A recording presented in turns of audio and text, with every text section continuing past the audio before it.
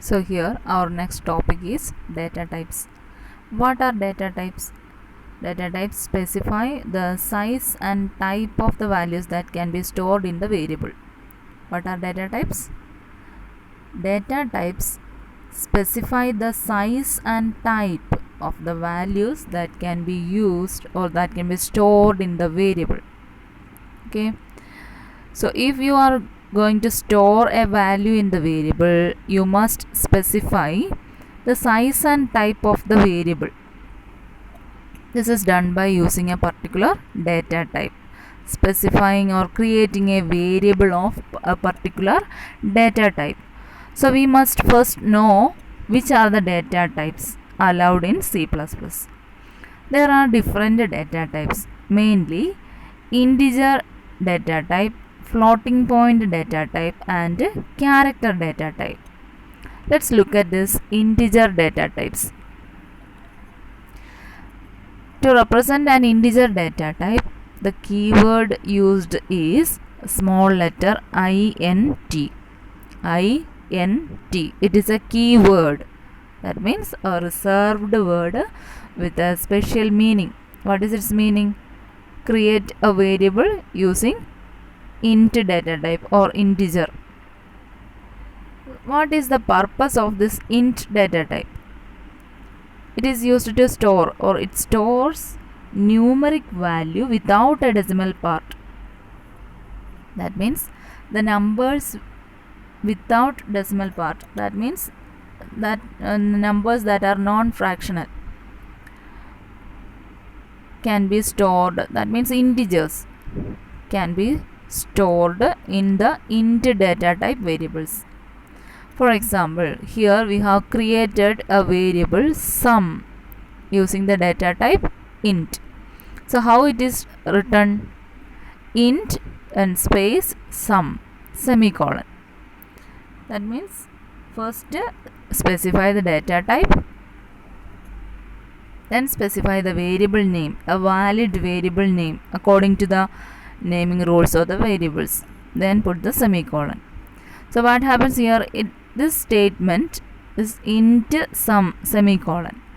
This statement declares the variable sum as an integer. So now the variable sum become an integer variable. That means sum can store only an integer. Only an integer. One integer can be stored at a time. Okay. Next type is floating point types. Floating point types. That means there are more than one floating point data types. Its keyword is either float or double is used. These both are different. So the purpose of this floating point data type is stores data or stores numbers with a decimal part. Stores numbers with a decimal part. That means fractional numbers can be stored in either float or double data type. Okay. So what is the difference between float and double? Here a simple difference is there. It is in the amount of precision which can be stored. That means the number of digits appearing after the decimal point is called the amount of precision. And here the double data type has got a precision of 32 digits after decimal point. Higher level precision. That means after the decimal point, the double data type can contain 32 digits after decimal point. But at the same time, floating point or float data type can contain only 16 digits after decimal point. After the decimal point, only 16 digits will be counted or stored to float data type. That is the difference between them. That means large floating point values with a more than 16 digits after decimal point are to be stored in which data type? Double data type. Other floating point values That means smaller floating point values can be stored in float data type. Do you understand?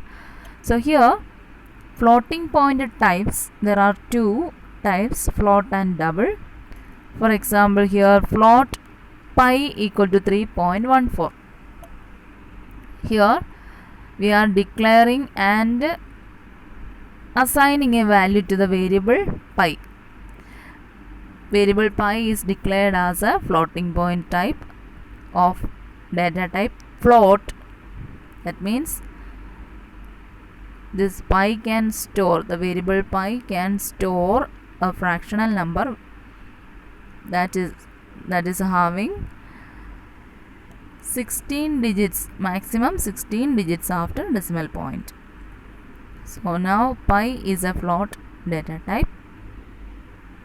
Look at the next double AVG equal to 60.56. Here AVG is a double data type variable which can store fractional numbers with the maximum 32 digits after decimal point. So these are the data types, first two data types, integer and floating point. Next one is character data type. Let's look at that.